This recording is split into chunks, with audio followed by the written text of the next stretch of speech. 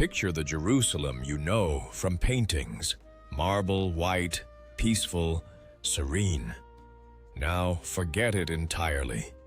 The real Jerusalem where Jesus walked was nothing like that pristine vision. It was a crowded, deafening metropolis where the sacred and the brutal collided every single day, where Roman soldiers watched from fortress towers as pilgrims prayed below, where the holiest site in Judaism doubled as a chaotic marketplace, echoing with animal cries and merchant arguments. This was a city of impossible contradictions, immense wealth and desperate poverty separated by mere blocks, divine worship and military occupation sharing the same streets, the most sacred place on earth transformed into a powder keg of political tension. The Jerusalem of 2,000 years ago wasn't a sanctuary from the harsh realities of the ancient world. It was where they all converged, creating something far more complex and dangerous than any peaceful painting could capture.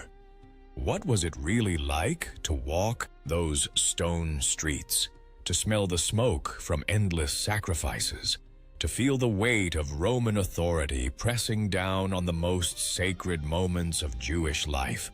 You've been walking for days from Galilee, your feet dusty from the winding hill paths. You're a farmer, perhaps, making the pilgrimage for Passover like thousands of others, streaming toward the holy city. Then you crest the Mount of Olives, and there it is. The sight stops you completely. Herod's temple blazes in the morning sun, white marble walls catching the light, golden decorations flashing like fire. The Jewish historian Josephus would later write that from a distance, it looked like a mountain covered with snow. This massive complex dominates the city, its walls and towers rising from the plateau like a man-made mountain. You understand immediately why people travel hundreds of miles to see this place. The Temple Mount stretches across 36 acres. You could fit several Roman amphitheaters inside its boundaries. Everything about it declares power, permanence, divine favor. But as you begin your descent toward the city gates, the pristine vision starts to fracture. First comes the sound. A constant din rises from the valley, not the hushed reverence you might expect, but something far more chaotic. Thousands of sheep bleat incessantly, their voices mixing with the shouts of merchants hawking their wares. Craftsmen hammer metal against stone. Voices call out in Aramaic, Greek, and Latin, creating a babel of languages that echoes off the limestone walls. Then the smells reach you, cooking fires and roasting meat, yes, but also the overwhelming stench of livestock crowded together. Incense from the temple ceremonies drifts down, sweet and heavy, but it can't mask the reality of a city with no modern sanitation handling. Crowds far beyond its normal capacity. The closer you get, the more the golden vision gives way to something earthier, more human, more real. This isn't the serene sanctuary of artistic imagination. This is a working city where the sacred and the practical tangle together in ways both beautiful and jarring. By the time you reach the city gates, you realize you're entering something unprecedented, a place where heaven and earth collide with all the noise, smell, and complexity that such a collision demands. The Temple Mount draws you like a magnet through Jerusalem's winding streets, but nothing prepares you for what awaits inside. This isn't the quiet cathedral of hushed prayers you might imagine. The moment you step through the gates into the court of the Gentiles, you're hit with a wall of sound that rivals any modern marketplace.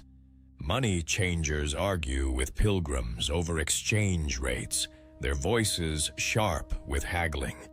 Cattle sellers drive their animals through the crowds, the beasts lowing and stumbling on the stone pavement. The court of the Gentiles stretches before you like a small city square, bustling with international commerce. Pilgrims from Egypt clutch Roman coins, searching for the money changers who can exchange them for the required Tyrian shekels, the only currency acceptable for temple taxes. These silver coins bear no graven images, but they come at a price. The changers take their cut from every transaction. Just beyond them, animal sellers hawk their certified sacrificial offerings. A lamb from your farm in Galilee won't do. It must be examined and approved as unblemished by temple authorities. So you join the crowd inspecting doves, lambs, and young bulls, all guaranteed pure, all at temple prices. The irony strikes you immediately. The holiest place in Judaism operates like the most commercial marketplace you've ever seen. Sacred and secular don't just coexist here. They're completely intertwined. Above the chaos, the temple itself rises in terraced courts, each one more restricted than the last. Stone barriers called soreg mark the boundaries, and warning inscriptions in Greek and Latin make Rome's multicultural reality brutally clear. No foreigner may enter within the barrier around the sanctuary. Anyone caught doing so will be responsible for his own death. Those stone barriers tell the whole story of Jerusalem in a single architectural feature. This is a city where the sacred and the political, the Jewish and the Roman, the pure and the profane, exist in constant, uneasy tension. Even in the holiest place on earth, you can't escape the divisions that define this complex, contradictory city. Step away from the temple's golden splendor, and you discover Jerusalem's most striking truth. This is really two cities occupying the same hillsides. Walk west toward the upper city, and you enter a different world entirely. Here, on the western hill, Jerusalem's elite have built themselves a district that rivals anything in Rome. Massive stone mansions sprawl around central courtyards, their walls decorated with colorful frescoes and intricate mosaics. Private ritual baths carved from single blocks of stone occupy rooms larger than most families' entire homes. These aren't just houses, they're statements. The priestly aristocracy and Herodian nobles who live here want everyone to know exactly where they stand in Jerusalem's hierarchy. Some homes even have heated water systems, a luxury that would astound most of the empire's citizens. But turn east toward the lower city, and you're walking among a completely different population. Here, ordinary Jerusalem crowds into narrow stone houses pressed together along winding alleys. Craftsmen, laborers, merchants, and their families make do with simple rooms clustered around shared courtyards where children play and neighbors argue, and daily life spills out into every available space. The contrast isn't subtle. In the space of a few hundred yards, you move from mansions with private baths to tenements where families share everything. From decorated walls that celebrate wealth to bare stone that speaks of survival. Yet something fascinating emerges when you look closer at both neighborhoods. Rich and poor alike have constructed hundreds of ritual baths throughout their homes and districts. These mikvaot aren't just temple accessories, they're woven into the fabric of daily life. Mothers immerse after childbirth, families purify before festivals, workers cleanse after contact with the dead. Stone vessels crowd every kitchen, chosen specifically because stone doesn't transmit ritual impurity like pottery does. Even the poorest households invest in these religious necessities, showing how deeply spiritual concerns shaped practical decisions throughout Jerusalem's divided society. The city's economic divisions run deep as canyon walls, but religious life flows through both neighborhoods like water finding its level, connecting rich and poor in shared observance of the laws that define their common identity. The streets themselves tell Jerusalem's story in limestone and shadow. Most of these ancient pathways barely deserve the name street. Beyond the few main thoroughfares paved with large stones, you're navigating a maze of narrow, winding alleys that twist between buildings like dried riverbeds. Your feet kick up dust in the dry season, splash through mud when the rains come. Many of these passages feel more like tunnels than open streets. Buildings lean toward each other across the narrow gaps, their upper stories nearly touching overhead. Wooden balconies jut out at odd angles, blocking what little sunlight might reach the stone pavement below. In some alleys, you walk through perpetual twilight even at midday. The smells change from block to block as different trades cluster together. Here, the acrid scent of leather being cured in the tanner's quarter. There, the sweet smell of bread from the baker's street. Metalworkers' hammers ring against bronze and iron, the sound echoing off stone walls and mixing with the calls of merchants hawking everything from pottery to imported spices. Children dart between adults' legs, playing games that spill from cramped houses into these shared outdoor spaces. Women balance water jars on their shoulders, navigating the uneven stones with practiced grace. Donkeys loaded with goods force everyone to press against walls as they pass. These aren't designed streets, they're organic growths, shaped by centuries of people building wherever they could find space, following the natural contours of Jerusalem's hills. Property lines blur as families extend their living space with awnings, storage alcoves, and cooking areas that claim bits of public walkway. The city's residents have learned to live vertically as much as horizontally, with families often occupying multiple levels of these stone structures, connected by narrow stairs. Privacy comes not from distance, but from the accepted rhythms of neighborhood life, where everyone knows everyone's business, but pretends not to notice. Walking these ancient streets means joining a river of humanity that flows around obstacles, pools in small squares, and divides around the countless small dramas of daily survival in one of the ancient world's most crowded cities. But nothing dominates Jerusalem's skyline like the Antonia Fortress. This massive stone complex squats at the northwest corner of the Temple Mount like a predator watching its prey. Built by Herod and commandeered by Rome, its towers rise high enough to look directly down into the temple courts, where thousands gather daily for prayer and sacrifice.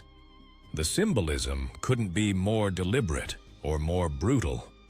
While Jewish pilgrims prostrate themselves before the Holy of Holies below, Roman soldiers peer down from their battlements above. The empire wants every worshiper to remember exactly who holds power in this occupied land. Those soldiers aren't just for show. During major festivals, Roman troops flood Jerusalem's streets, their hobnailed boots echoing off stone pavement as they patrol the temple's colonnades. Their presence transforms every religious gathering into a potential flashpoint. One wrong move, one shouted insult, one moment of nationalist fervor, and the situation can explode into deadly violence. The Romans have learned this lesson through bitter experience. Josephus records multiple occasions when seemingly minor provocations, a soldier making an obscene gesture, a governor displaying forbidden images, triggered riots that left hundreds dead in the temple courts. Outside the city walls, the empire's authority takes an even more chilling form. Along the main roads leading to Jerusalem, wooden crosses occasionally dot the landscape like grotesque signposts.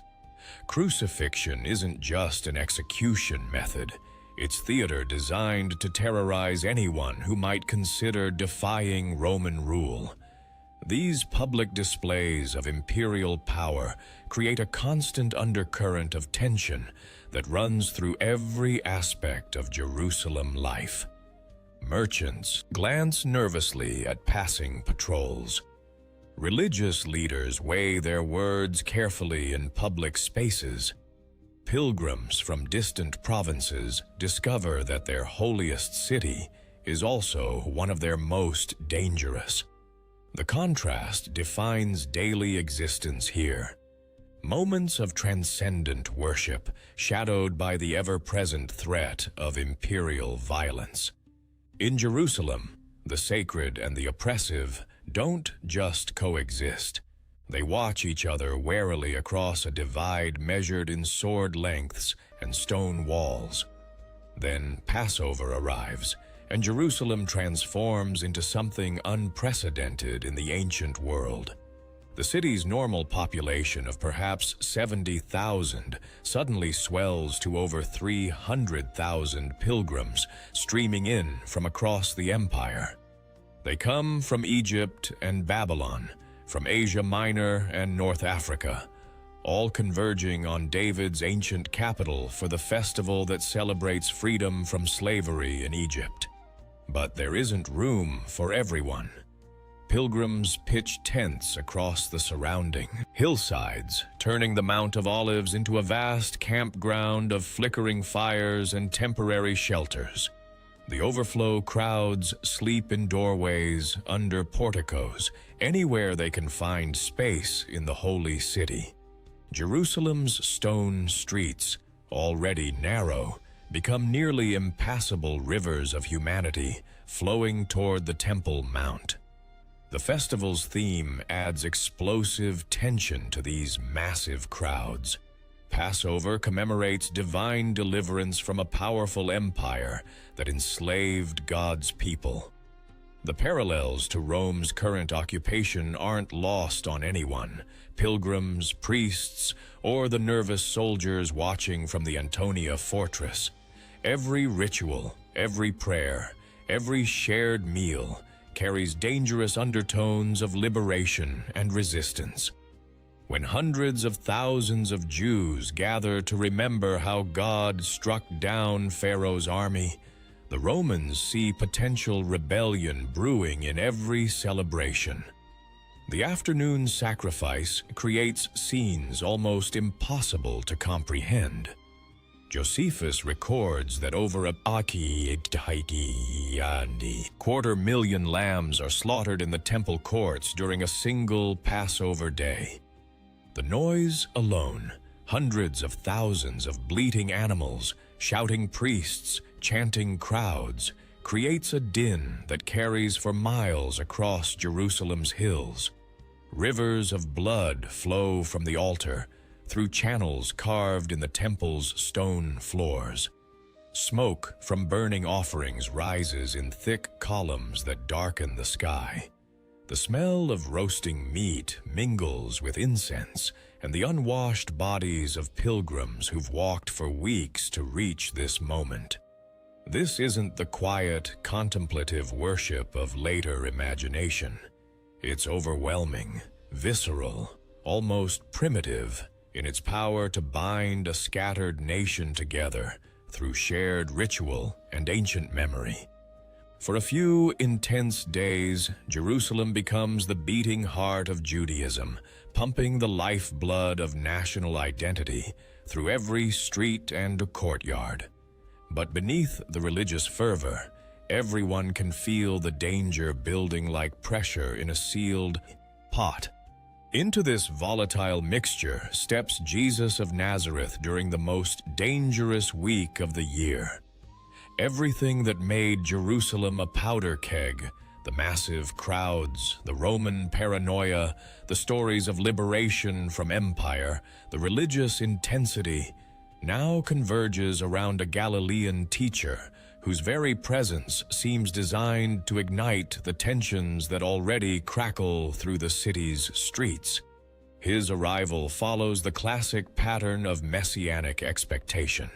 He enters through the eastern gate during Passover week, riding a donkey while crowds wave palm branches and shout, "Hosanna," a Hebrew word meaning "save us now," that carries unmistakable political overtones. The Romans have seen this script before, and they know how it usually ends. But Jesus doesn't stop with symbolic gestures.